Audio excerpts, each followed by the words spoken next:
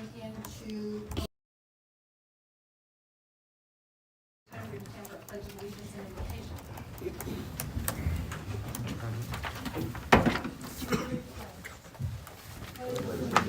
To the flag of the United States of America and to the republic for which it stands, one nation, under God, indivisible, with liberty and justice for all. Almighty God, we pray this day for your ever-enduring guidance. We ask you to cover us with wisdom. Give us a sense for the true needs of the people of Susanville and the ability to govern those needs. Amen. Amen. Is there anyone else who wanted to offer an invocation at this time? I forgot to state that. Okay. Moving on. Mr. Newton, do you have any changes to the agenda this evening? No changes, Madam Mayor. Okay, thank you. Any action to report out of closed session?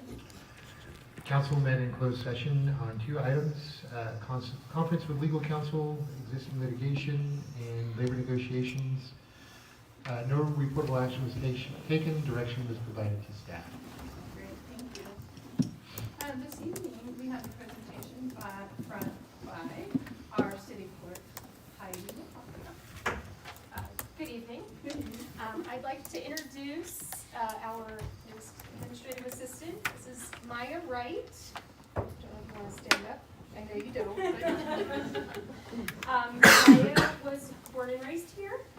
She did leave for a few years to go seek her college education, went to Montana, then went to Tennessee, and she recently came back to join our team.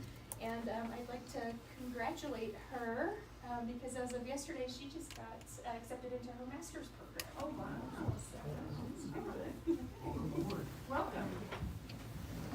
Thank you. At this time, we will move on to business from the floor. Any person may address the council at this time upon any subject on the agenda or not on the agenda within the jurisdiction of the city council. However, comments on items on the agenda may be reserved until the item is discussed, and any matter not on the agenda that requires action will be referred to staff for report and action at a subsequent meeting. Presentations are subject to a 3-minute limit. And I have, up here, I have Jackie Henry. Is this for right now? Where did she go? Or is It's it just a- public comment, Okay, yeah, yeah. yeah.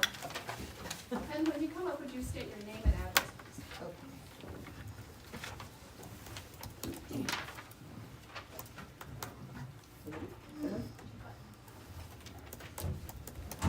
Hi. Jackie Henry, Susanville, California. I have something that really means a lot to me, so as the clock is ticking, I just want to jump into it. On April 18th, 2025, Bakersfield, California, and the Kern County Sheriff's Office and the Tulare, and Kings County Sheriff's Office teamed up for a narcotics investigation with search warrants, which led to the seizure of 368 pounds of meth and the dismantling of a conversion lab. That's why I'm here. I was absolutely just stunned by 368 pounds of meth. Search warrants were obtained for residential farmhouses after the task force concluded a narcotics investigation that resulted in the arrest of 2 men, both of, if I have to say this correctly, Sinaloa, Mexico, for manufacturing, possession, and the purpose of sales of a controlled substance. As city and county representatives and constituents, we should all be concerned and thankful for law enforcement who stand in the way of bold criminals. It is known to many local and county folks who live in and around our rural farmlands and this city that meth is an ongoing issue. I know of individuals who have reported numerous times evidential observations of suspicious vehicle traffic after dark on their roads in the farmlands. Here in the city of Susanville, it is a given. The drug users, aka shadow people, live by and around our Susanville River. At one time, the suggestion of a Susanville volunteer trail patrol was recommended, and I propose we follow through with that urgent need and security. The history of methamphetamine is destructive and deadly. Half the folks in jail or prison are there because of meth. Meth ruins lives and communities and contributes to domestic violence. Unfortunately, most victims do not want help because they're too far along in their addiction or enjoy the high. Crystal meth cocktails can be laced with fentanyl, cocaine, heroin, and other illegal drugs used with paraphernalia such as concentrates, heated and dabbing rings, and oil syringes, along with vaping, inhalants, and liquid amphetamines, which kill you from the inside out. Meth psychosis can have long-term effects on individuals, and after a 6-day run of being cranked up, these victims begin to entertain demonic entities. Paranoia sets in, and unsuspecting residents become at risk with severe crimes leading to murder. This epidemic of modernized drug use affects all tiers of society: children, adults, tribal lands, churches, professionals, and whomever gets caught in the net of addictive drugs. There is help for you. I can only hope and pray that our local and county law enforcement will continue to follow leads and make it widely known that you will get caught and go to prison, and at the end of the day, law enforcement will win. And by the way, thank you for the canine, guys. Thank you. I also have Leanne Vanderlee.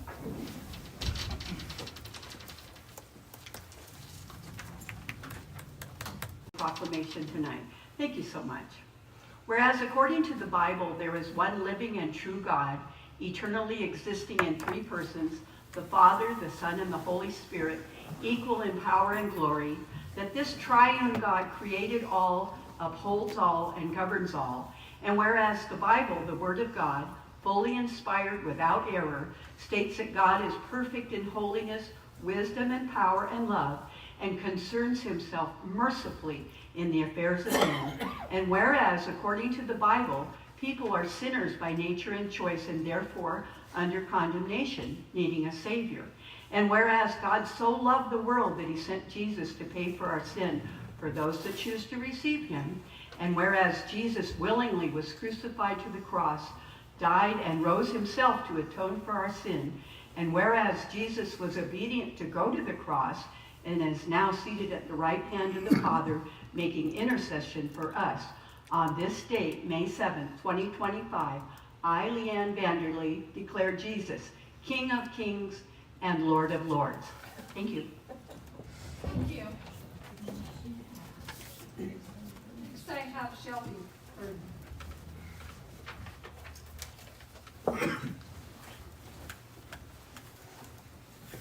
Good evening, Shelby Burton, community member and parent. I am asking this board to place the HLVRA pool board's decision to close the pool during the fall season on the upcoming agenda for open discussion and review, and consider steps towards overturning this decision.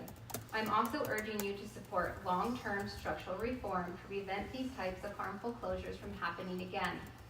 The decision to shut down the pool during the fall season doesn't just affect scheduling, it impacts lives.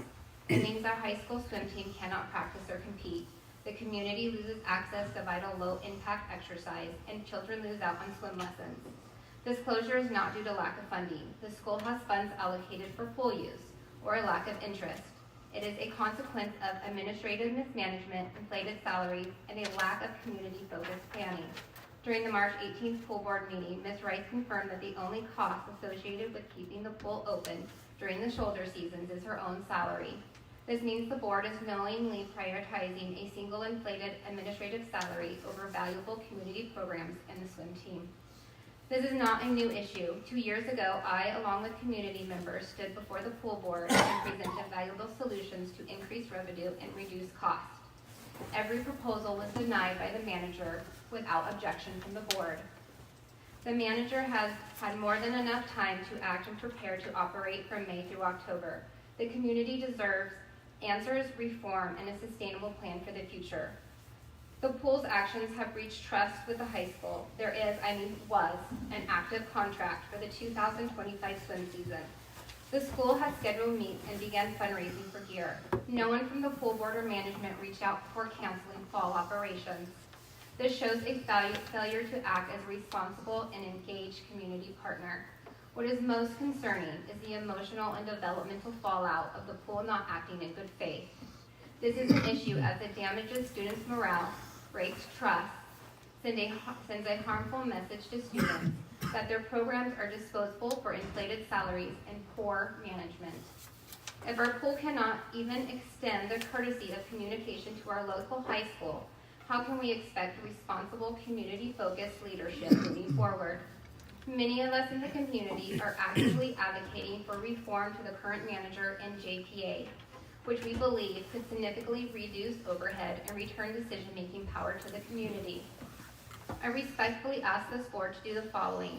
Add the pool board's fall closure decision to the upcoming agenda for open discussion and review to consider steps towards overturning this decision.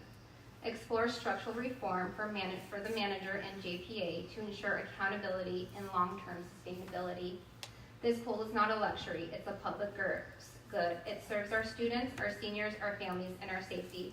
Please help us protect it. Thank you so much, and thank you for your time and leadership. Thank you. Okay, would anyone else like to speak in their public comments? Okay, seeing none, I'm going to move on to consent calendar. All matters listed under the consent calendar are considered to be routine by the city council. There will be no separate discussion on these items. Any member of the public or the city council may request removal of an item from the consent calendar to be considered separately. Council, would you like to remove anything? Okay, public, anything? Okay, then with that, I'm looking for a motion to approve. Motion to approve. Is there a second? Okay, have a motion and a second. All those in favor? Aye. Opposed? That motion carried unanimously. Next, we're gonna move on to item 8. Item number 8 is council discussion and announcements. Council, anything to announce this evening? Nothing. We have nothing up here. Okay, we're gonna move on to new business. New business, item number 9A. Item number 9A is to consider resolution number 25-6424, and that is Alan Sobel. Hi, Alan. He's our lieutenant, police department. Thank you, Madam Mayor, members of council. We're asking you to consider resolution number 25-6424, authorizing the city manager to execute an amendment to the equipment and service agreement with Exxon Enterprises for the body-worn cameras with artificial intelligence technology and taser equipment for use by our sworn officers of the police department. A brief history: we've had visual labs systems for almost 5 years. We've learned them very well, and we've learned the deficiencies. So we're trying to protect not just the public, but our officers. And so we've reached out to Axon, and they're the leader in law enforcement technologies when it comes to body cameras and tasers. So that we've been demoing, not just the body cam, but then the tasers. There's a whole variety of different ones. Currently, we're using the X26 as a taser. It's an older model, which when you deploy the taser, it shoots 2 prongs at the direction wherever it's going. Which back in the day, that was wonderful because that's all we had. Unfortunately, now they've gotten a lot better. Officer Mike Mai is going to do a brief presentation on that aspect. I just wanted to touch on the artificial technology aspect. We spend a large majority of our time writing reports. As everybody knows, everybody's heard the analogy. By the time we book them in and we're doing the reports, they're already out. Well, we potentially have a solution to solve that. There's an AI program that Axon provides that takes the body cam footage and transcribes it for us, saving up to 70% of our time. So we're actually out on the streets more. So, do you have that down? Yes. Officer Mike put together a brief presentation. Yeah, that one first.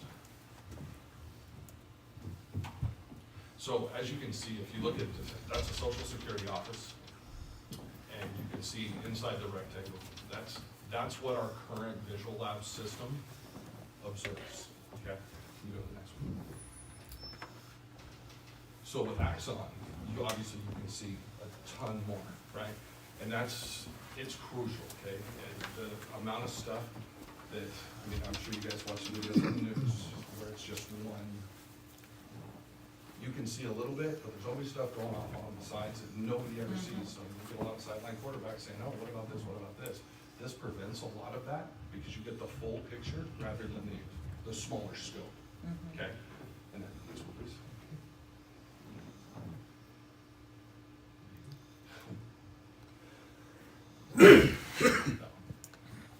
So on a traffic stop, this is common, when we submit a case to the courts on a traffic stop, this is what you see based off of our current system, okay? Next one, please. That's what you see with the new system.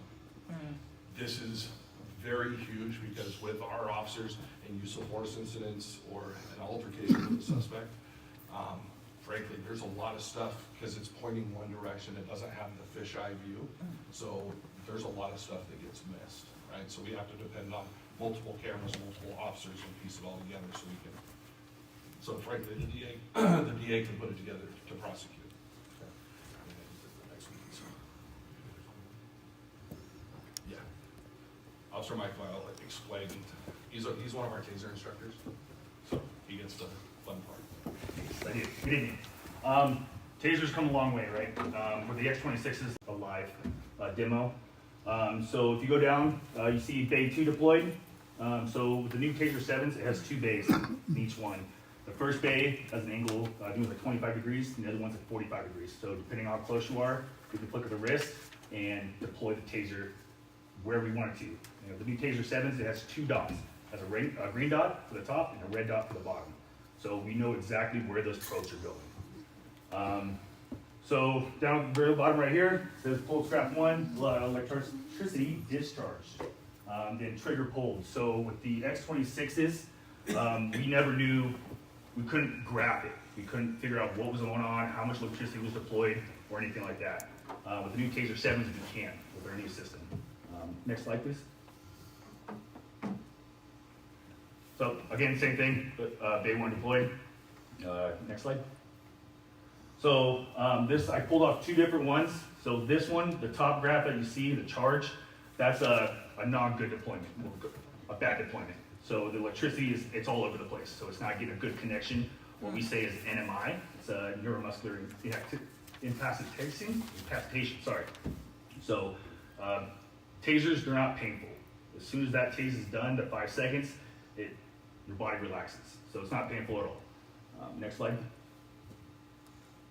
That one, it shows a graph of a good deployment. So everything's across the board, it's straight, all the connections was good. Next slide.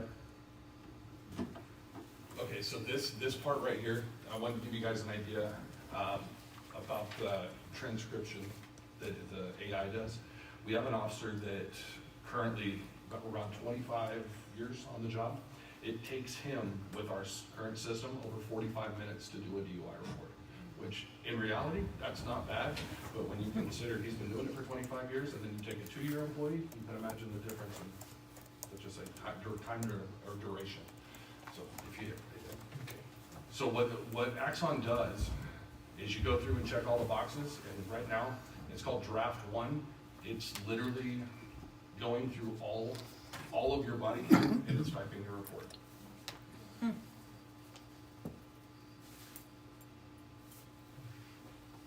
I've reached out to numerous agencies in Northern California that currently use this, as long as it's okay with the district attorney, and we spoke to Ms. Rios and she's in favor of this.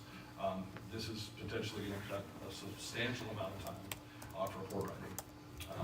In speaking with the people from Axon, they have a little calculation based off how many officers, how much it usually takes per shift, your overtime rate, all that type of stuff. In a 5-year contract period, they expect that this could save up to $334,000 in overtime. Wow. So, with that, thank you, Officer Mike. So, the fiscal increase is about $50,000, and that'll be paid through the COPS grant that we currently get. So, I'm here asking for a motion to approve resolution number 256424, authorizing the city manager to execute an amendment to the equipment and service agreement with Axon Enterprises for body-worn cameras and artificial intelligence technologies and taser equipment to be used by sworn officers at Susanville. Thank you. Council, do you have any clarifying questions? I have a few. With the current tasers that you're using now, this gets approved, when is this phase in for the new tasers? So if you guys approve this tonight, we would arguably sign the contract in the next couple of days, and they will be shipped out to the rep the 15th of June. And when would you be able to train all your officers So all of our officers are currently trained. on these? So right now, one of the issues we ran into is probation gifted half our department the Taser 7s, and we have half our department running the Taser X26s. So this would allow basically the other half of the department to get the newer technology. So that's why it's 7 instead of 14, to give you guys an idea. So, but everybody gets trained on the new ones. How often do you guys use tasers on a traffic stop? Is it maybe 1 out of every 7, 10 times a year? I wish I could give you an estimate, but what I can tell you is, if we do it once and nobody gets hurt, it pays for itself.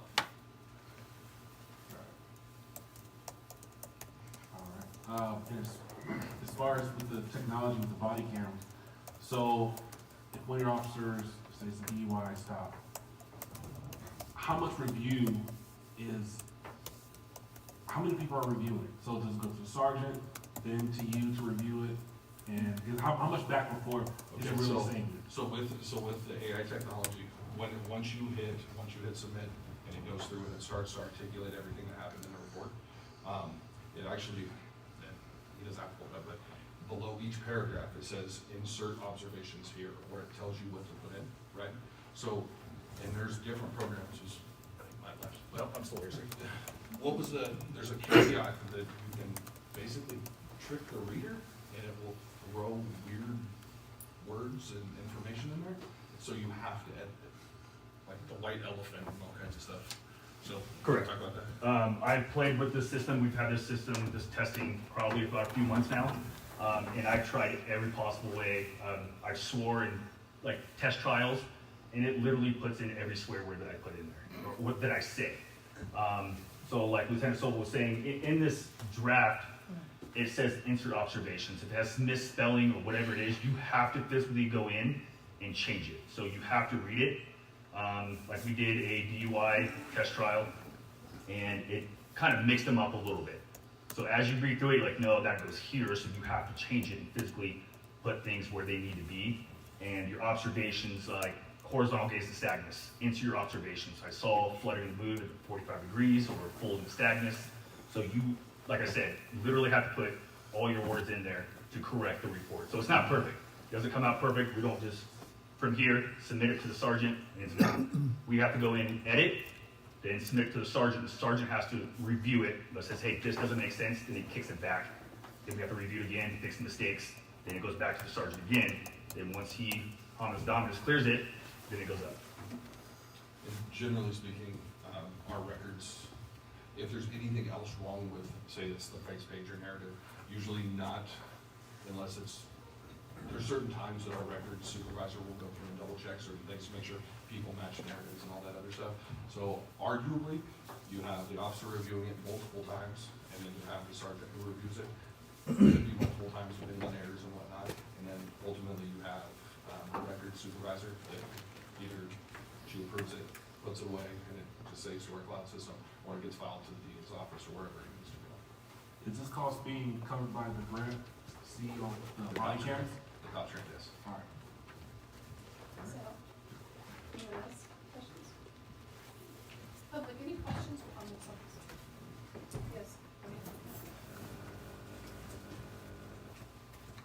I'm Susan Baxter of Susanville. I think that anytime that the police can get any kind of assistance to help their job be better, I'm all for it. And I think this is a great program, just from what I've heard, and you won't have to ask all the people for, did you see anything? I think it's a great program, and I think that you should approve this. Thank you. Okay, anyone else? All right, then we're coming back up to the council. Council, we need a motion and a second so we can discuss this. Motion to approve. I'll second. Guys, is there any discussion? Okay. Aye. Opposed, that motion carried unanimously. Thank you guys. Thanks for the presentation. All right, with that, we'll move on to item 9B. Item 9B is to consider resolution number 25-6426. And presenting this evening is Bob Donovan, our Public Works Director. Thank you, Madam Mayor, Council. This is to consider resolution number 25-6426, authorizing the mayor to sign a services agreement with M Group Consultants for planning consultation and authorize the finance director to adjust the budget as necessary. The city's planning division is responsible for managing current and long-range planning activities, processing developmental applications, and ensuring compliance with state and local regulations, and guiding the physical development of our community. The scope and complexity of planning issues facing the city continue to evolve, requiring specialized knowledge and significant staff resources. Furthermore, we are committed to supporting the professional development of our staff, including our newer team members, and ensuring major development projects are effective. By engaging with the planning consultant, I'm not going to read through all this, but there's some complex planning challenges. There's a lot of laws in the development area, and currently we haven't been able to recruit a new city planner. So we decided to go with a planning consultant, and so that addresses some of this urban planning stuff, CEQA reviews, that kind of stuff. They also help, like, our employees. If our employees are having just a small problem somewhere, they can contact this planning consultant and they can help them out through small issues like that. And then we have the travel stop project that's going to need an annexation, and none of our employees have any experience with that, and in group, that's one of the main things they do. So the funding for the consultant services would be on an as-needed or task order basis. Specific scopes of work and associated costs will be managed within the approved spending limit of $75,000. That would include a separate work order for the travel stop. The fiscal impact is up to $75,000. This division is funded through the general fund. The EIR review is estimated at about $24,000. Planning consultation for the rest of this year at $10,000. And then planning consultation for next year at $40,000. And we're asking for a total transfer this year of $35,000. And we're asking for a motion to approve resolution number 25-6426, authorizing the mayor to sign a services agreement with M Group Consultants for planning consultation and authorize the finance director to adjust the budget as necessary. Okay, thank you. Council, any clarifying questions? I have a question. Do you know their experience, how much experience they have working with small towns? You guys? Did that come up in that? It did, yeah, and they do have experience. And one of the things that I think we really, because we talked to 3 different consultants, but M Group particularly is a small firm for one, so they're not a firm of like hundreds of employees, and they do smaller work, but they're also provide mentoring services for our staff. So if we had a staff member who is interested in planning and wanted to develop into the role, then they would help us mentor that staff person into the planner role, because it's very difficult to find planners in today's job market. They're in high demand and short supply. So we're going to talk to them about potentially helping us groom somebody who's on staff who doesn't necessarily have the experience and expertise at this moment. But they had a lot of relevant experience in consideration of the things that we have on our horizon. We're working on our general plan, update our housing element update with another consultant, and they have experience with that. They also have experience with, like Bob mentioned, annexations. The primary thing that we're going to need assistance with is the environmental impact report, because the travel stop project proponents are using their own consultant to prepare the environmental document. So when that happens, the agency needs to have another expertise to review their work, because it's kind of like the project proponents are preparing their own documents, right? So that's what we're going to be using for, is to kind of review that document as a third party. It's called peer review. So, I don't remember specifically what small jurisdictions, but they did have a lot of elements. They did have some. Okay, thank you. Okay. Well, did you guys have any questions on this? All right, then. So then we need a motion. Good. Here. Motion to approve. Okay, we have a motion and a second for discussion. Do you guys have any discussion on this matter? Okay, then, all in favor? Aye. Opposed, motion carries unanimously. Moving on to item 9C. Item 9C is resolution number 25-6427, and that's Bob Godwin, being our public works director. We're on page 82. Thank you. Thank you, Madam Mayor. Thank you, Madam Mayor and Council. This is to consider resolution number 25-6427, approving an increase to the 7301 geothermal utility budget and authorizing the finance director to make the necessary changes to said budget.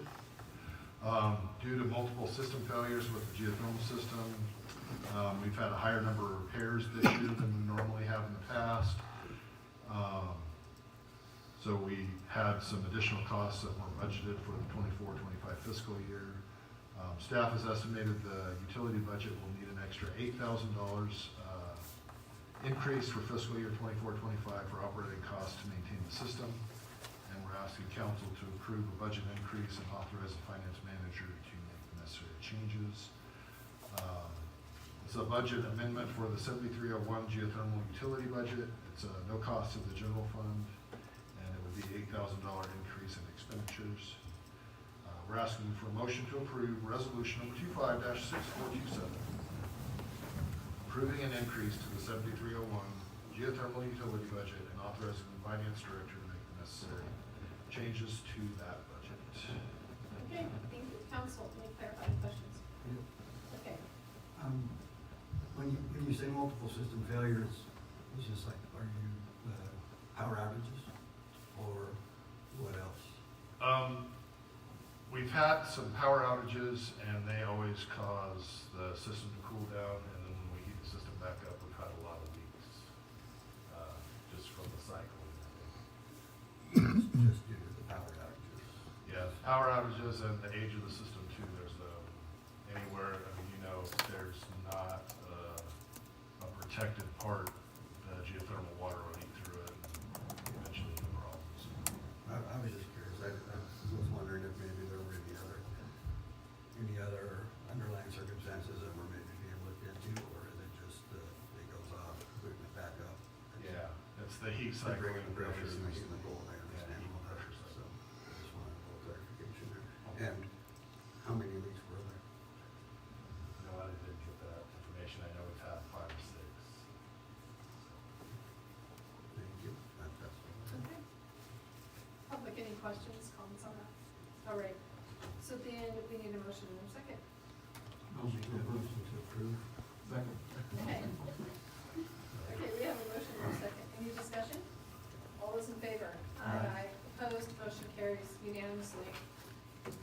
Okay, item 9D. Item 9D is to consider purchase of hangar number 24 at the Susanville Municipal Airport. And again, Bob Goodman, our Public Works Director. Thank you, Madam Mayor, council members. This is to consider the purchase of hangar number 24 at the Susanville Municipal Airport. As part of the agreement between the city of Susanville and those currently owning hangars at the Susanville Municipal Airport, the city has first right of refusal when a current owner decides to sell his or her hangar. At this time, Andrew O'Brien, the owner of hangar 24, has submitted a notice of intent to sell this hangar for $70,000. Hangar 24 is 1,575 square feet. We have visited the hangar and assessed that the hangar appears to be in great shape. The anticipated return on investment is between 18 and 19 years for the purchase of the hangar, and the fiscal impact would be $70,000 if purchased. Council, any clarifying questions on this? No? Okay, public, questions or comments? Yes, from the podium, name the please. If you could set me straight, Jackie Henry, Susanville. Didn't Doc Levens just sell a hangar for $100,000? Wasn't that? I'm not sure of the price, but Doc Levens did just sell his hangar, yes. Yeah, it wasn't too long ago, wasn't it, Dan? I think you remember correctly. Yeah, it was. Okay, so now we have 2 hangars, so it's like, this is the second one? Yeah, this is a completely different transaction. Okay, so that's why I needed direction. Okay, so what do you guys do with those hangars once the city owns them? Or purchases them? Let me amend here. Yes. So what the process is the city has a first right of refusal, which means that when a sale is negotiated between 2 private parties, before that sale goes into effect, the city has an option to buy the hangar. So we haven't bought a hangar as long as I can remember. So what we do is we have to take it to the council so the council can decide whether or not to buy it. And so, I don't know how many years, I can go back probably 18 years, but I can't remember the city ever buying a hangar at the airport through this process, but we have the option. So the city could step in and say, okay, we want this hangar, we're gonna purchase it for the $70,000, then it'll become our hangar, and then we could rent it out, essentially. So with these items, we include a return on investment. So say if we were to pay $70,000 for the hangar, how long would it take us to recuperate that $70,000? And so that's part of the information that's provided to the council to make the decision. Thank you so much. Anyone else in the public? Comments? Okay, then. You guys, this is just a discussion item, and we need to give direction to staff, so is there any discussion on this? I know I don't want it. Okay, we don't, okay. Council does not want to purchase them. Thank you, Madam Mayor. You're very welcome. Okay, we'll move on to item 9E. Item 9E is to consider resolution number 25-6428, and again, Bob Gottman. Thank you, Madam Mayor, Council. This is to consider resolution number 25-6428, approving the Susanville Experimental Aircraft Association using the Susanville Municipal Airport for their 2025 airfare scheduled for June 7th, 2025, and authorizing the city of Susanville to pay for half of the liability insurance for the event. Susanville EAA, Chapter 794, is having their annual airfare on June 7th, 2025. They have asked the city, or they've contacted the city and asked that the city joint sponsor the airfare with them. The sponsorship would include the use of the airport for the airport airfare and half the liability insurance costs for the event, and the use of the Public Works water truck and barricades. Fiscal impact is a $500 cost to the 7630 fund for the insurance. And we're asking for a motion to approve resolution number 25-6428, approving the Susanville Experimental Aircraft Association using the Susanville Municipal Airport for their 2025 airfare scheduled for June 7th, 2025, and authorizing the city of Susanville to pay half of the liability insurance for that event. Okay, thank you. Council, questions?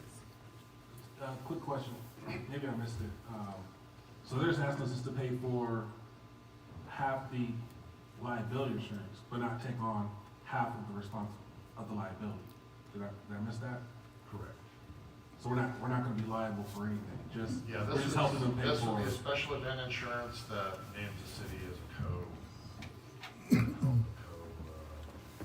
additional insured. So we're not liable for anything, we're just helping them pay for it. Right. Okay, anything else? Any other questions? Public, any questions on this? All right then, is there a motion and a second? Motion to approve? I'll second. Okay, with that, is there any discussion? All right then, all in favor? Aye. Opposed, motion carries unanimously. All right, item 9F is to consider resolution number 25-6431, and again, Mr. Gottman, public works. Thank you, Madam Mayor, council members. This is to consider resolution number 25-6431, approving street closures for Pansera Plaza, which is South K Street from Cottage to Main Street. for 13 Saturday morning farmers markets and 3 night markets. LARP has requested from the city the city council permission to close Panera Plaza for the farmers markets on those Saturdays, and for 3 night markets, they're requesting permission to close Panera Plaza, and usually we close part of Cottage Street for those night markets, which would be July 2nd, August 20th, and September 3rd.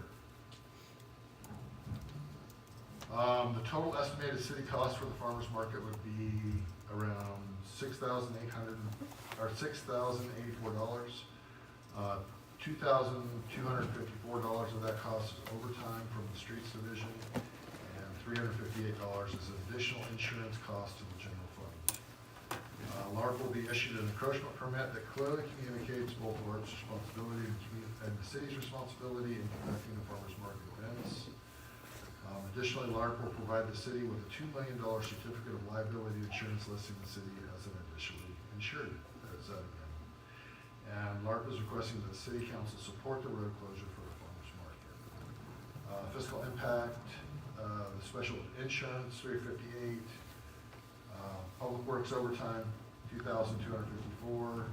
Public Works regular time, $863. Police Department, for bringing cars up in the night markets, $804.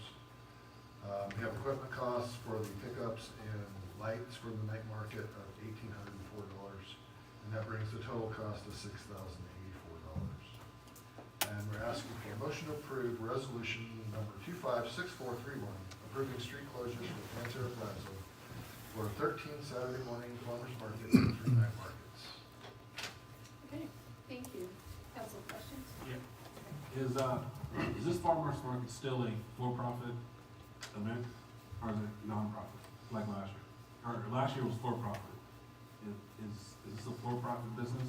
LARP is a for-profit business. All right, for-profit. All right. Okay, anyone else? Okay, public questions? Yes. State your name and address, please. My name's Amy Coleman. Thank you so much for giving me a little time this evening. I was just wanted to come this evening to provide a little bit of background on the Susanville Farmers Market and how it ended up in Panera Plaza. I don't believe any of the council was part of that decision, so I just wanted to provide a little background. I work for Lassen Land and Trails Trust. We ran the market for over 20 years until 2022, when we transferred it to the LARP Co-op. During the time that we operated the market, we generally broke even, or sometimes often operated at a slight loss, and we really depended on the support of the community through sponsorships, donations, and volunteer time in order to keep the market running. We kept the market running through that because of the community value that it provided as a resource for local fresh food, a shared community space for neighbors to run into neighbors, and a venue for local artisans and cooks to sell their products. During that time, we primarily operated the market at our home base at the historic railroad depot, but chose to move it uptown in 2017 in order to increase the visibility of the market. And that was at the request of our vendors. After Panera Plaza upgrades were completed during that summer, we were able to utilize the plaza for the market, where we saw an increase in visitors to the market, which helped our vendors a lot, but we continued to struggle to keep the market financially viable. We chose to transfer the market to LARP because it fit better with their mission, and we felt that they'd be able to dedicate more time and resources to the market, but they continued to face the same challenges that we did to operate the market in a small town with limited vendor and visitor traffic. So I just wanted to express my personal support of the idea that the city continue to support the Susanville Farmers Market through the use of Pansero Plaza. It's a really highly visible location for this community event and a great use of this plaza that we all put so much time and effort into revitalizing. It provides a social space which brings together members of our community along with out-of-town visitors and offers numerous benefits, including fresh and tasty produce and food, supporting local farmers and artisans, and the social value of the market, along with educational opportunities, enriches the lives of our citizens and the community as a whole. Thank you for your time. Thank you so much. Okay, anyone else?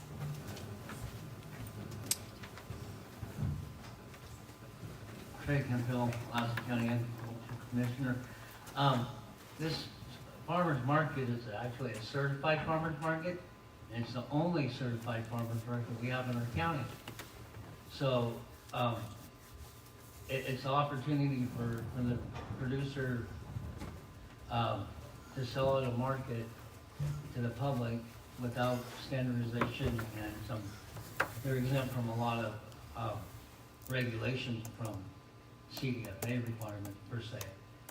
And the benefit to the community is fresh food, access, and the person that's actually selling the food grew the food.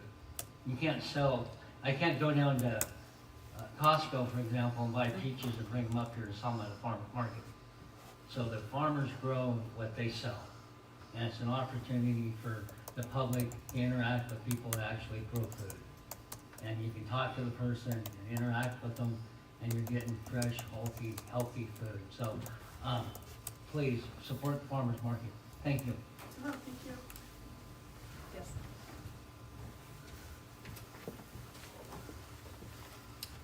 Thank you, Madam Mayor and Council. I've actually got a quick handout, if it's all right.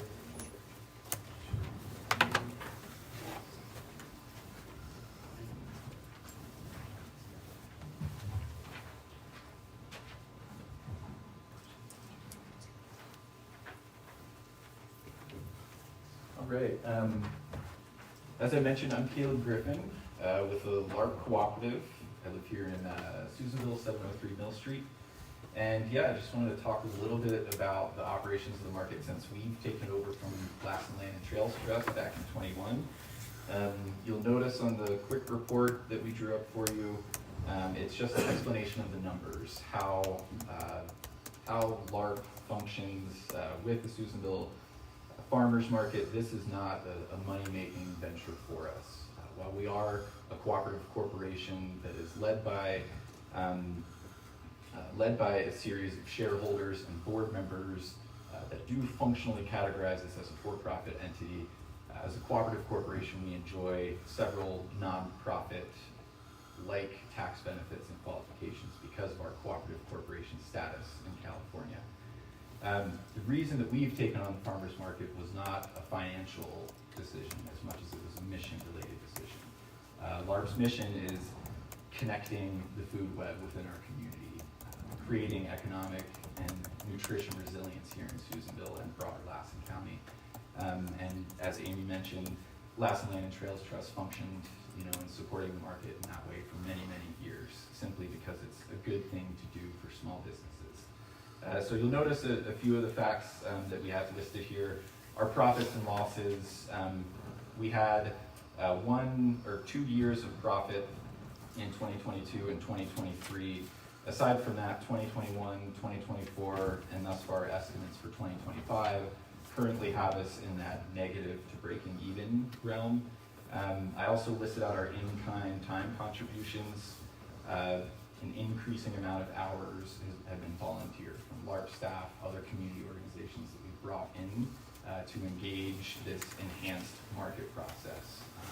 As you know, since we have taken over the farmers market from Trails Trust, we've really been pleased with the opportunity to offer kind of a new nightlife kind of opportunity with our farmers market series in rolling out 3 night markets, which definitely adds to the capacity, the planning needs, the input demands that LARP and its staff have had to put in.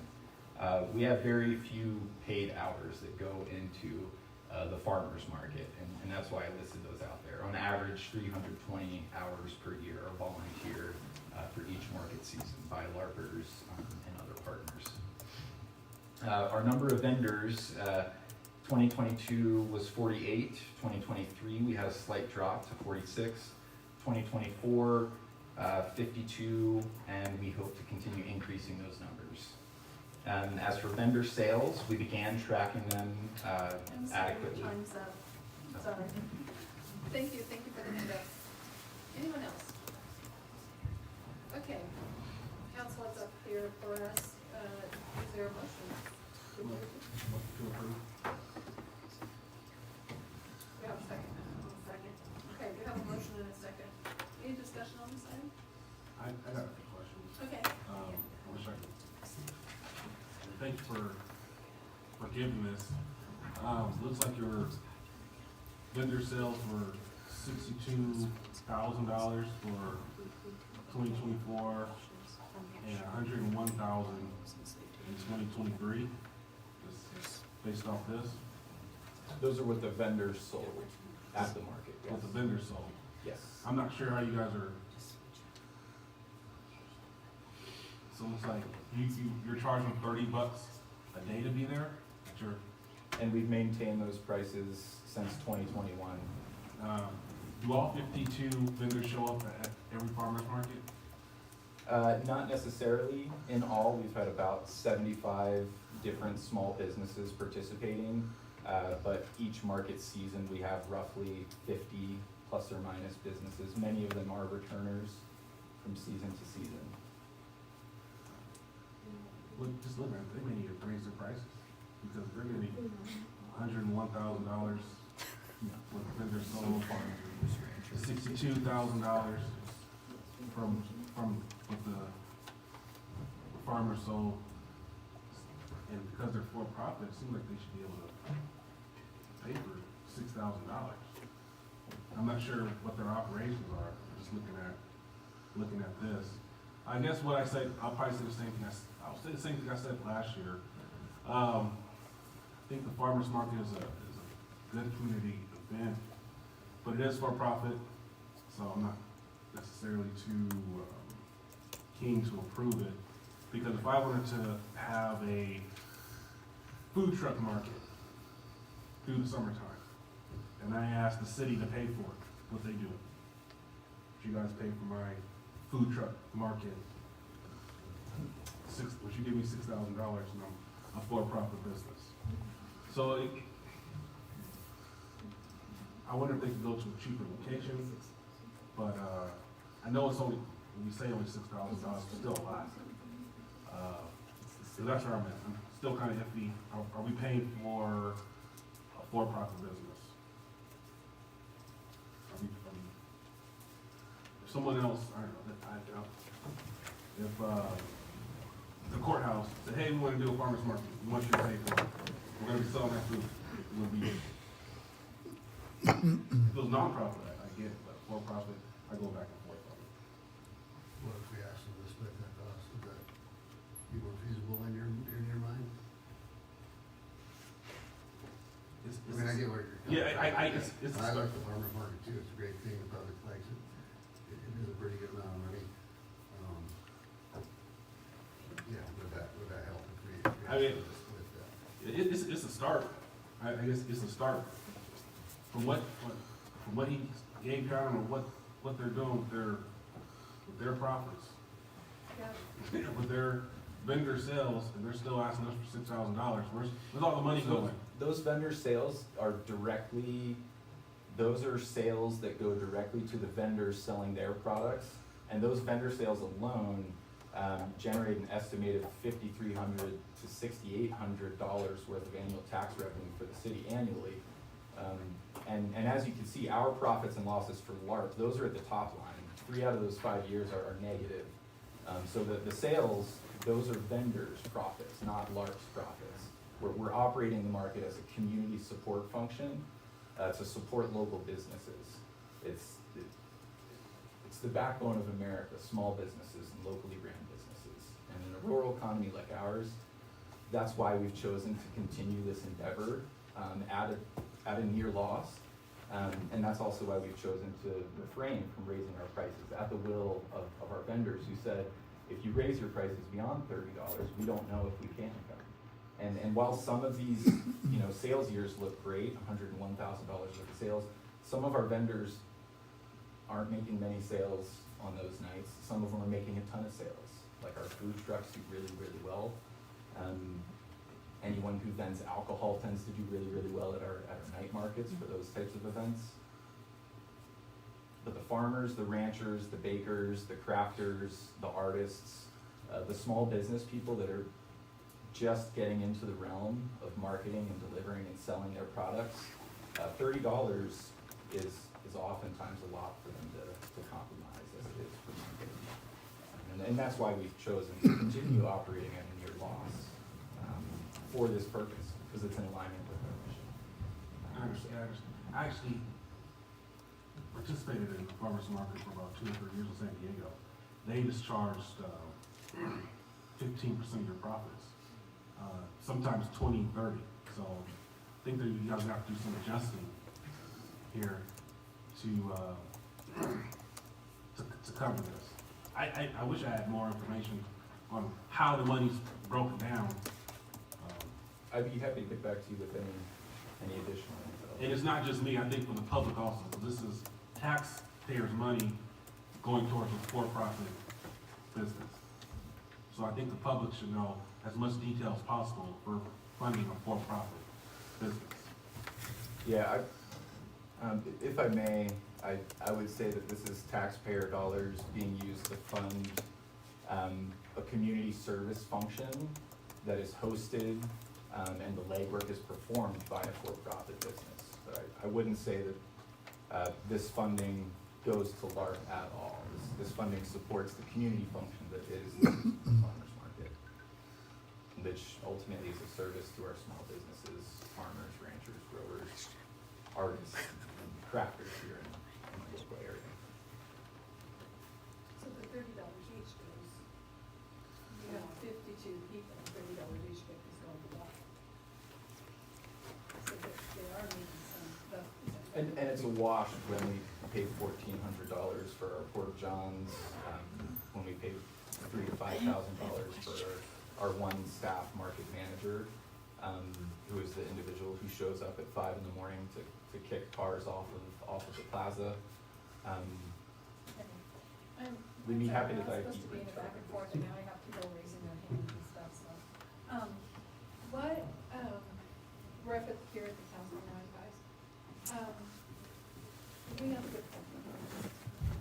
And so what could we do to make you feel better, like Mayor Pro Tem Brown said? Pat, did you feel better with Pat? Are you just not, I understand that they're a for-profit running a farmer's market. How do you think? Or do you just want more information? I would just like more information. Like I said, if I wanted to do my own farmer's market, would the city pay for it? You can make a subsequent motion for the table. Well, like I said, or if anyone wanted to do their own thing for the community good, then we'd ask the city to pay for it. I mean, anyone can do that. Okay, I'm gonna ask Mr. Meeting for some advice here. If I may, Mayor, I just wanted to provide a little bit additional information. I did have an opportunity to meet with Mr. Griffin prior to the meeting, and when we talked about some of the history with the farmers market, some of the items I were aware of that at one point, it did come across my radar that there was, a profitable year. And I think it shows maybe on this table, what year that might have been. Maybe it was 2023, or maybe it was sooner or prior to that. But it sounds like they're not, turning a profit on the operation of the market. And they offered to provide, additional financial information if we deemed it necessary. But the situation that we fall into, I think, is timing often, right? Because we're in a season where the market's going to happen, and we need to get the approvals in place for the street closures so that the planning can be done. And then once the market's done, we always intend to come back and kind of work through some of the details for the next season. And we didn't get to it last year, right? And so we had planned to maybe work on an agreement that would kind of stipulate, some of the, the work that the organization's doing in support of the closure. A lot of the items that are on the list are not necessarily what we would call hard costs. We went away from hard costs because it means something different to different people, but we tried to separate the overtime costs, which were the costs that really we don't budget for, that are additional, but the equipment costs, the regular staff time, it's already budgeted. We're not actually paying extra for that. So we talked a little bit about, how could we work together to mitigate some of those, overtime costs. And I think there's opportunities there to, have, the numbers are based on having, one of our staff members set up the traffic control, which I think is a good idea, given the liabilities that we would have if something were to happen. But we also included time to take down the traffic control, which we probably could, work out something where, some of the LARP staff could do that, or volunteers. So I think there's opportunities to work collaboratively to address the costs. I just don't know how much time we have to do it before this market. And Mr. Griffin and I did talk about, committing to starting, in the early fall to look at next year and, try to come up with an agreement that could, address a lot of these questions that the council has. So I just wanted to throw that out there. If there's an appetite to move forward with the plan this year, as it's in the agenda, and then we can commit to kind of working through some of those details for the next year. The first one's June 7th.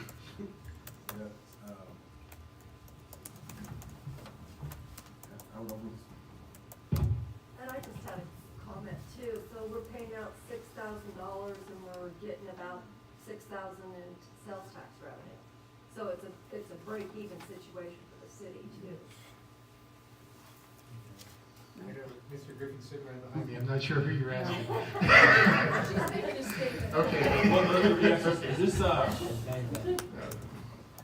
wish we could verify this sales tax revenue. I need the numbers, because people love to say, well, we do this and we do this and the money goes here, but I don't see it. I don't see nothing on documentation. But I always trust but verify. So I would say, I'm getting with Mr. Newton saying that we go along with it, but it seems as though we go along with it, but next year it's like, you're cut off. You got a year to figure it out. That's basically what it is. When Lassen Land sales tax had it, I remember it very well. Really? Years ago. I loved it. It was nostalgic. Right? But I understand the reasoning why you guys moved it in. So much more comfortable if it was a nonprofit. So much, it just feels better. It looks better on us. We go through a lot, believe it or not, a lot of questions on farmers market. So I know what you're saying. You're saying you're cut off. You gotta be. We could all start a farmer's market. We could, and ask the city to pay for it. You can have people selling Well, strawberries you're out front making of their sense barn. now. Okay, so council. Stolen produce, on and on and on. Okay, you guys, we can't, we got to be quiet. I think Patrick said he's good to move forward with it as it is for this year, and then work to resolve it. Moving forward, so I would be in favor of that also. I would say, because it's short notice, we say, are we gonna make an amendment to this? You can do whatever you want. Well, say, yay for this year, and this is it, an amendment, that's it. No more. No more. We're gonna make a subsequent motion that says, we're willing to do this year, but no more. No more money, you guys got a year to figure it out. We'll make the motion, sir. Oh, I mean, that's what I make, the motion. Approve, we can approve for this year, but after that, no more sponsoring for profit. Can't blind Madam what Mayor, the future council is going to do. Was there already a motion in a second? He's trying to There's restrict a them. motion made a motion so we could discuss the item. Okay, Yeah, so there is a motion to approve. So this is a subsequent This is motion. a Okay, subsequent thank you. motion. Sorry, I kind of lost track here. So I'm gonna start with the subsequent motion and call for a vote on it. Did Councilmember Parrish make the initial motion? He just made it. It's Was there a not- second on it? It's kind of a word salad. Oh, he did a word salad. You Okay, wanna- so I guess I think the issue is Councilmember Parrish made the first motion. Oh, Can he make his subsequent motion to his first motion? So I think we need to talk to our attorney. that's a, I don't think we've ever had that happen. Margaret? People don't argue with themselves.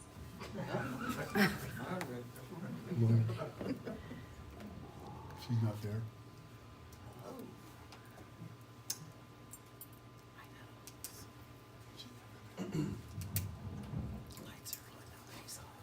Margaret, we need you. That's what I was just gonna do.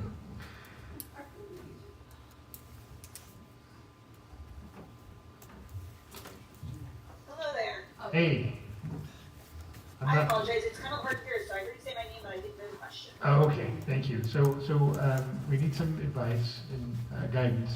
We have a motion on the table by Councilmember Parrish and a second. And there's a desire to make a subsequent motion by Councilmember Parrish. That is fine. The Okay. same council member can make multiple motions. Thank you. Thank you. Did you want to make any other motion? No, just to clear it up, we approve this year, and then after that, we don't set aside any more money for this. As long as they're for profit. Okay, I need to run the subsequent motion first. All those in favor? Madam Mayor, do we have a second on the subsequent motion? Oh, do we have a second? Sorry. No, thanks, I'm glad you're here. He throws me off.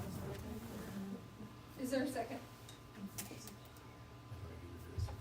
That's it, thank you. Okay, I'll second it. All those in favor? Aye. Opposed, that motion carried. Oh, opposed? No, carried unanimously. That motion carried unanimously. Right? The subsequent motion. The subsequent motion carried unanimously. Okay, whew, we got through that, and I think Mr. Godwin is finished. Thank you, Madam Mayor. You're welcome. Okay, let's move on to new business. If you're following the big agenda we're all reading, it's on page 96. Okay, this is to consider resolution number 25-6429, and it's Dan Newton, city manager. Okay, thank you, Madam Mayor, members of council. This item is regarding the city's organizational structure and proposed amendments. And so we brought this item to the council for some direction a few meetings back. And the primary change that we're making is we are adding some firefighter positions to the fire department. And it came out of some discussions with the firefighters unit after the public safety chief position was created, and the fire chief and the police chief were consolidated into a public safety chief. There was a position that was contemplated that the fire department would essentially be in a second assistant chief, right? So we would have the public safety chief and then two administrative positions under the public safety chief. So the feedback we got from the firefighters unit is it would be better for the community and the organization if we kept it to one assistant chief and used the capacity that was created from the second position that has never been filled to go toward adding additional firefighters. And so the public safety chief, Chief Bollinger, proposed a solution where there was a position also added to the police department when the public safety chief position was consolidated, an officer position. So taking the capacity of the officer and the assistant chief, combining those will almost pay for 3 firefighters, right? It's about $48,000 short is what we're anticipating. So for an additional $48,000 to the city's general fund annually, we can add 3 firefighters to our fire department, and it should help us with covering shifts. We currently have a 2-0 staffing model. This would get us at least 3 people on shift each time. It'll also enhance our ability to deploy on out-of-area fires, which will generate revenue back into the department. And so, if implemented appropriately, and if situations exist such that there are fires in California, and we are supporting them with equipment and our personnel, then high likelihood that that will pay for the additional costs of adding the firefighters. So that's the main thing. The other things that this particular modification does is it does some cleanup to some of the things that have been implemented recently. So in the city clerk's department, we have an administrative staff assistant who you met tonight that was previously allocated to administrative services. We removed that allocation to the city clerk. No additional staff there, just moving the position between departments. We're also taking the golf course manager position and the golf course operations and moving that under our deputy city manager position that has also been newly created. And some other previously approved modifications. The finance department, there is an account technician 2 position that was reclassified to assistant director of finance. We have some administrative, I mentioned earlier, services department. The assistant to the city manager was reclassified as a deputy city manager. The city administrator also was title changed to city manager. And we also had the addition of 2 corporal specialty assignments to the police department that we're including in the org chart as well. I mentioned the firefighter changes, and then we also have the situation. Our org chart was initially adopted in 2021. We did a reorganization. So since then, we've changed the air quality assistant engineer to an air quality specialist. So essentially title changes, we're picking those up as well. So that's basically it. We also we have 2 resolutions attached. One is approving the organizational chart. So that is resolution number, let's see what this is, 256429. Approving the modifications to the City of Susanville's organizational structure and authorizing the finance director to modify the police and fire department budgets as necessary. So that took place, and then also we have resolution number 25-6430, which essentially approves a side letter. So that's a contractual implement that accompanies our memorandum of understanding with the firefighters unit.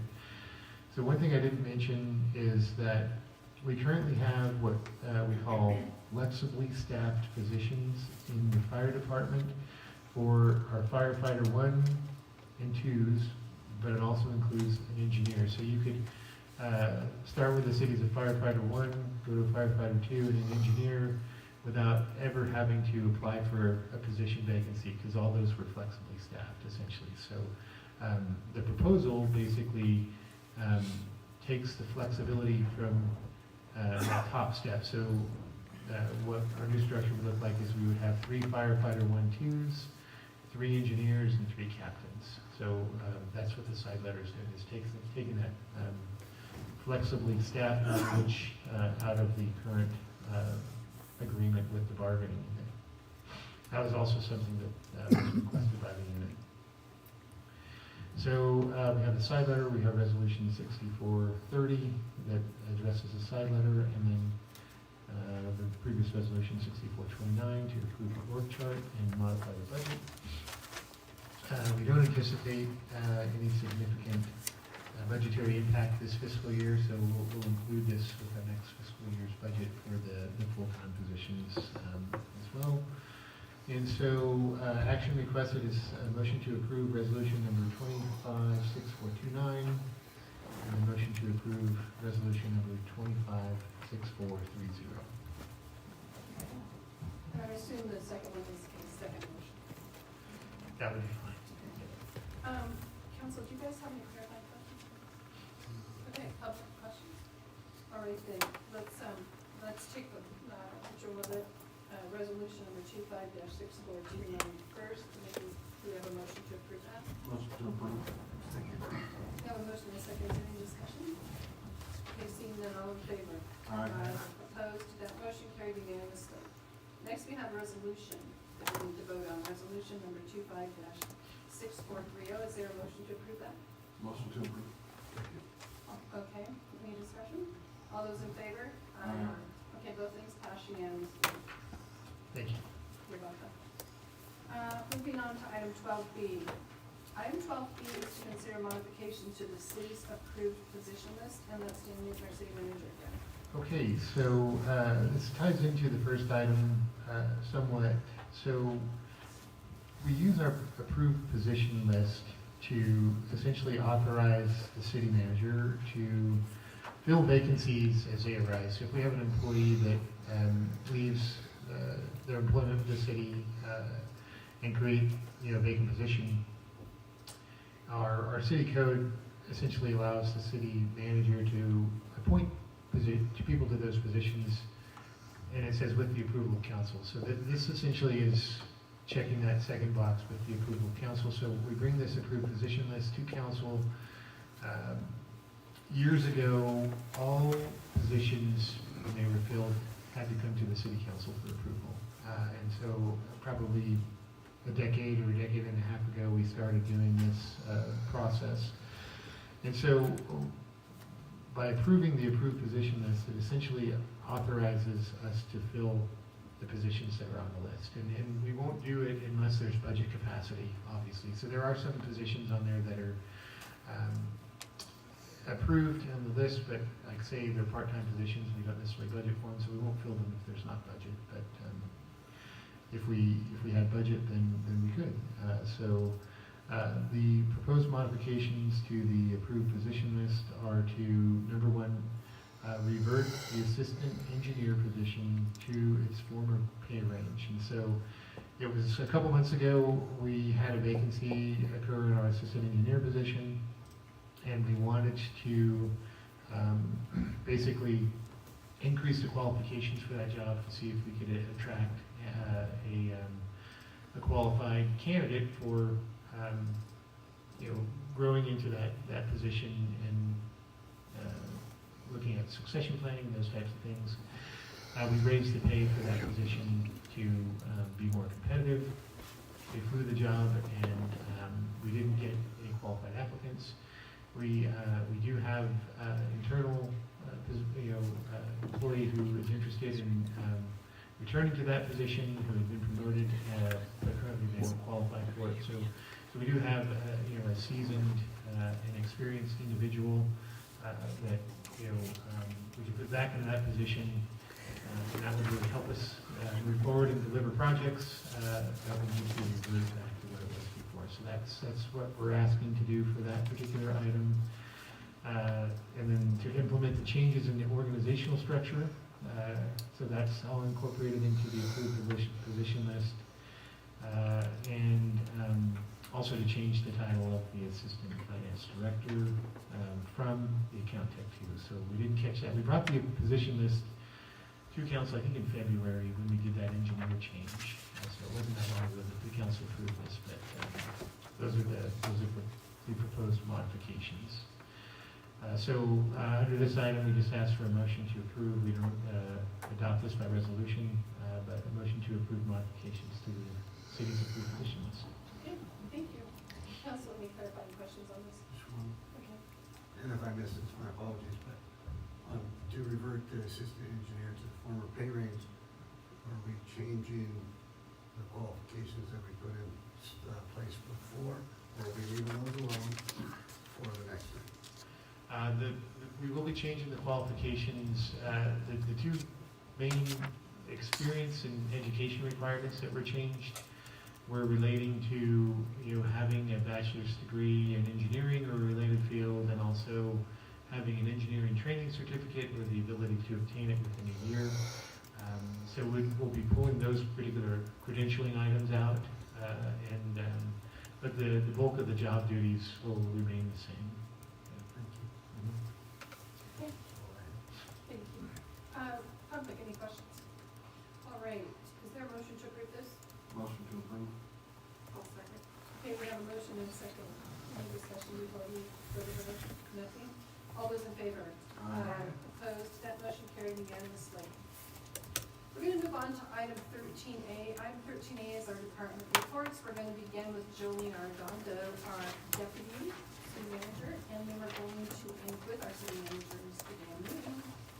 Okay. I don't have much. Okay. Okay. We are preparing for a while, as you can see, some especially new hires, in the process of that. We are training, getting ready for new bases. They can't hear you. All right, we're getting ready for our wildland season, doing our training and trying to get our seasonals hired so we can send out the employees on the engine to help make money to cover those positions. And last year, we were unable to send out the engines because it was difficult to get even volunteers to staff it. So we had maybe 6 to 7 calls that we could have gone on.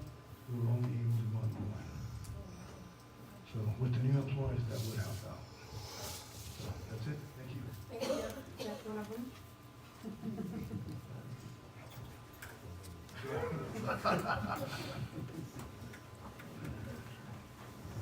So we have a new utility services technician that's accepted the job. They're going to start on Monday. So look forward to that. And then we had second interviews for maintenance worker positions, and we found 2 candidates for the maintenance worker position that we'll hope to get into the hiring process soon. So hopefully Public Works will be fully staffed for the busy summer time. Let's see, Tuesday? I think Tuesday we met with Bill Payer from Sunrise Rotary down at the community garden. Sunrise Rotary wants to do some work down there, so Bill was really open to getting a cleanup crew down there, helping finish the hoop house, and then he also has a line on raised beds that are actually like used grape bins, but they can only use them for so long before, and apparently he's gotten some for his home garden, and he says sometimes they just give them away if you can haul them, so they're going to try to get some of those for the community gardens. So that was a good meeting with Sunrise Rotary. We're really looking forward to their help there. And then Taxi Way B is completely paved, and they're supposed to paint it on Monday. So that project is almost done. Looks really good. So thank you to Hackery Construction for doing a good job out there. Thank you. Share city clerk's what's going on.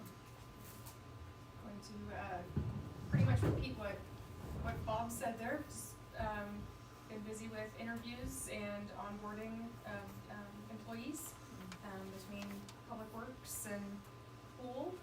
So yeah, that's what's keeping us busy right now. Okay, thank you.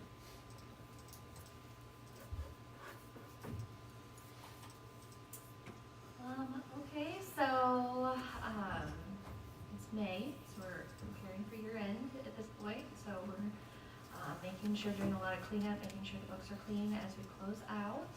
I have been in touch with our auditors. Our audit is currently underway. We're starting with remote with our auditors for 24. Sorry, I've got 3 years going on right now in my brain, so, so that's currently underway. Like I said, we're wrapping up this year, and then next meeting we're planning on presenting the budget, so you'll be seeing the 25-26 next meeting, and then like I said, it's May, so April spring water rates went into effect this month for the April billings and the May bills. April is the first month the irrigation rates go into effect, so Mr. Sharice will receive the higher rate on their bills this month. So, Okay. other than that, that's it. Thank you. As you can see, I'm not Mike Bollinger. Yeah. He's on a much-needed vacation. The PD's doing very well. We're in the process of hiring someone, and call volume's starting to rise with the temperature. So just staying prepared and dealing with all it comes. So everything's good. Like I said, hopefully we'll get this guy onboarded, hopefully within the next 30 to 40 days. And we'll have another guy on the street, and we'll bring him and introduce him to you. Thank you. Okay, Mr. Moore. I wanted to provide an update on the St. Francis abatement project. So we've had some progress with some of our preliminary work that's needed. And so firstly, I want to mention that the filing has been done to petition the court to appoint a receiver for that property. And so what a receiver does is basically is an entity that is able to step in and take possession of the property, get it cleaned up, as well as look to try to improve it. So that we have a receiver that's interested, so we're very grateful for that. It's a reputable contractor based out of the Sacramento area. They have their own legal team. The receivership process is a legal process. And so that is set to go before the Lassen Superior Court on May 15th, so next week, I think at 10 a.m. So if approved, then I'm not sure if it's going to be approved on that particular date, but it'll provide, I think, a couple of advantages. One is that the work is not going to fall under the city's umbrella, so it's not going to be a public project. It's not going to be subject to the city's bidding processes or prevailing wage. The receiver essentially controls the work. Most likely the city is going to need to fund the cleanup, or else it'll probably take more time than we want it to, because what the receiver typically does is they will try to fund the work before they start it. And so they often do that by going after other assets that a property owner has, or identifying that there's value in the property, but it's most likely that that cleanup is going to cost more than the property's worth, right? And so the other advantage is that they'll be engaged as an interested party, and they'll be looking to improve the lot or develop the lot as well. So I think it's a good move for the city from the standpoint that it's difficult to get receivers interested sometimes because they have to see value in the end product and the outcome. And then the other element that has been moving forward concurrently is that we have a consultant who is working on the waste stream profile. So there is asbestos in the material, quite a bit of elements, and materials are contaminated with asbestos. It's not a serious threat to the public until it becomes what's called friable, which means it gets into the air, right? And so when the construction's being done, the contractor's going to have to take extra precautions to keep the material wet, keep the dust from basically flying. But it also has to be disposed of in a approved landfill. And so our consultant is has worked through all those details, knows where we can take it, is kind of cost or value engineered the work so that the abatement can be done as affordably as possible. We also have bid documents that are prepared, and we're planning on having contractors come and walk the site next week. So the idea is to have those estimates in for the receiver in the event that the court does basically appoint the receiver to take possession of the property, and then that work's already done when they take possession of it. So that's kind of where we are with the process. We're trying to push to get that cleaned up as soon as possible. of course, because we know it's a blight on the community. It's a nuisance, and so we certainly, it's still a top priority. Thank you so much. Okay, thank you guys all for that, for the reports. We're moving on to item 14A, which is future council items. Council, do you have any future council items? I have two, actually. One is to talk about the naming, one is to talk about the naming of the Lassen County Fair. If we're going to fund the Lassen County Fair, some type of acknowledgement for the city. So if it's like, City of Susanville presents Lassen County Fair, something like that. Or even to rename it. And the reason why is, just to discuss it, is for marketing for the city. I think it's a good marketing for the city. Even if we have something, if we're paying for something, the city of Susanville needs to have acknowledgement. Are we paying for any portion of the fair? You did last year, right? Well, We paid for it all, the liability, the overtime, the street closures. For the I see what parade. you're talking about our bills. We paid for everything. We assumed all liability, everything. We just had the county's name on it. Yeah, I think Councilmember Parrish is referring to the parade, the fair parade. The Yeah. parade. Yeah. Oh, I thought you were talking about. I'm sorry, the parade, not the fair. The parade, I'm sorry. Thank you, yeah.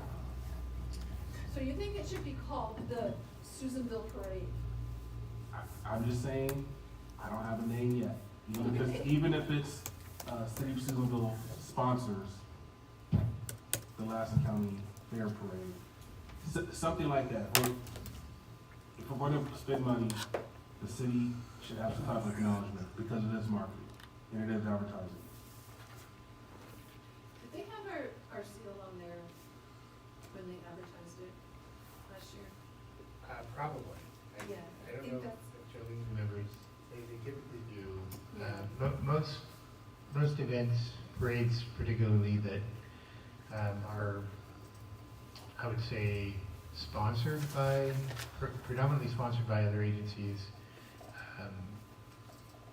they do include the city as a sponsor on their promotional materials.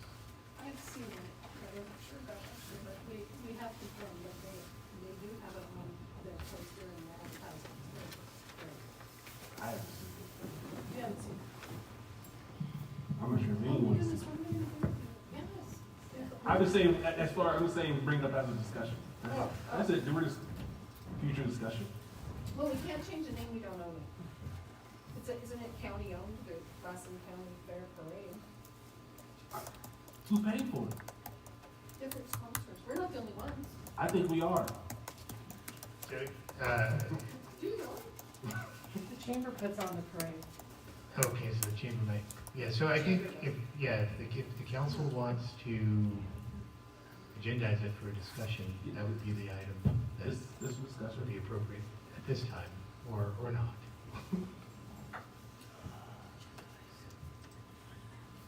Oh, council, he has to have two people who agree with him. I don't know, Patrick, you just put us in hot water. The chamber does it. The chamber does it in conjunction with the fair, and the city traditionally has allowed us to close the street and use law enforcement. I'm not involved with the chamber anymore, but I was for many, many years, and I lined up the parade for many years. So I would suggest that you go to the chamber and perhaps ask them that they make sure that you're acknowledged on, it's the Lassen County Chamber of Commerce doing the fair parade as a trade and a goodwill thing with the fair. Right. Just for discussion. Okay, Just talk about so we can just ask Ms. Nathan to contact the chamber to make sure we're acknowledged? You want more than that? Oh, yeah. Oh. You gotta have two council members who vote for anything. Some of us wanna get reelected someday. Just bringing it up. Council? I'm good with the way it is. That's what I understand. Sorry. That's where I sit. Okay. I don't think you have to, you don't have the backing this year, but next year. Okay, well, I'm back. when they give us the bills. And the next one is to actually go furthermore into, looks like the pool's a good, as a topic, hot topic right now. So just discuss the pool, whatever. That's what I was gonna say. Okay, just put it on there, We're on we the same discuss, side this time. we discuss it, all the people's concerned. I'll tell you what, here's how I feel about that. And I have to be careful, so, I was gonna ask for that because the shoulder season that they're talking about, this big shoulder season, okay? Correct me if I'm wrong, is like mid-August to mid-November, if the high school team does well. They would hold it till mid-November, but they would keep it open. That would be the shoulder season.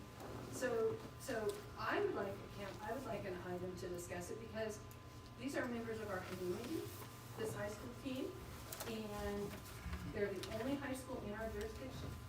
So if I just want to find out if there's anything the city can do to help. I mean, do we need to rent the pool to get them in the water? Yeah, I think what the city can do to help is provide funding to the children RA, which was requested, right? And so that item should come back for council's consideration. The pool board decided to shorten the season. And so the city council has no jurisdiction over the pool board other than to appoint the two members of the city council who represent the city on the pool board, right? But I just think it's important to know that the city council doesn't have oversight or any kind of, how should I say it, authority over the pool board, right? The thing that the city can do is provide funding. So that's the item that needs to come back. I think the council will do. So, but they asked for $80,000. I don't think that shoulder season cost them $80,000. They asked, but we could do subsequent motions. That's all. I want to know how much the shoulder season costs. I want to get the high school in the water, but I just want to. So when it comes back, I guess we can discuss it.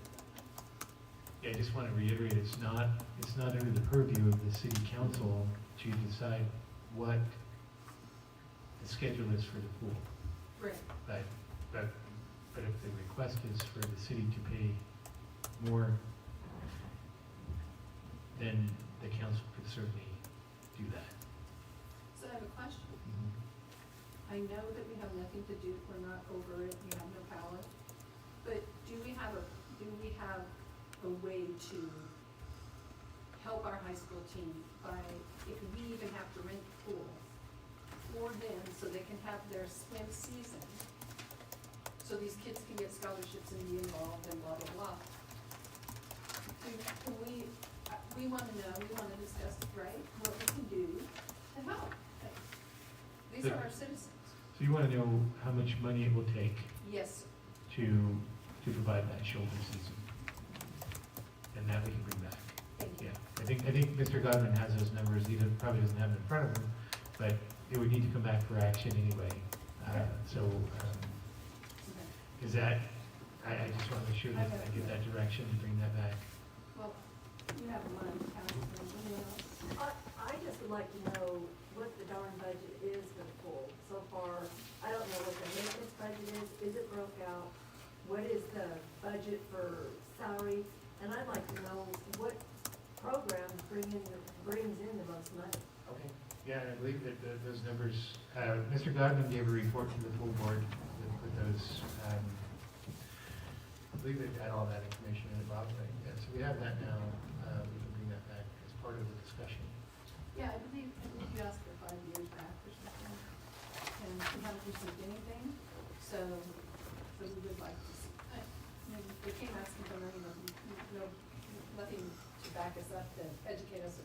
And the county was supposed to come in with something. Has the county voted on anything? On their portion? Not to my knowledge. Have you heard anything? hasn't come back to the county. Dan wanted to try to see if there was funding available in the new budget. And so I thought it would be easier for me to bring it back to the city first. And so I haven't taken it to the county The yet. count, because if they say no, we say yes and they say no, then what happens? Then the agreement would have to be amended to reflect that if you wanted to carry on that way.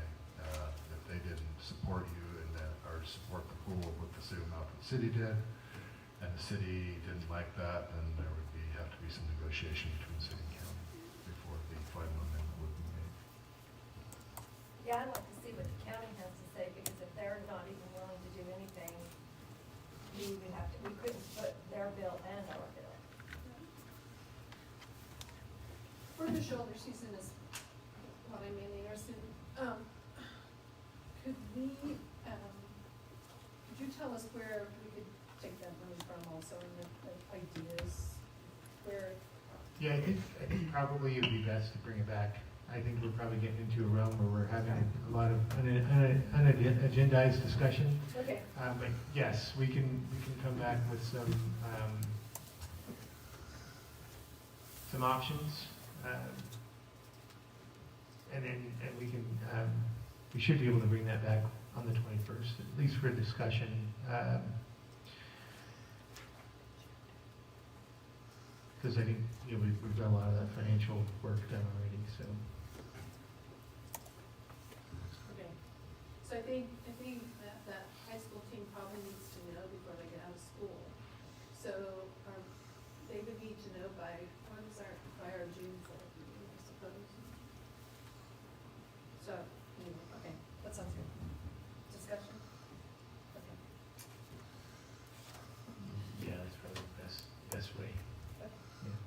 And your support, we have the support. Okay, all right. Everyone, our next meeting will be held, the regular meeting on May 21st. A happy Mother's Day to everyone out there, and we will adjourn at this time.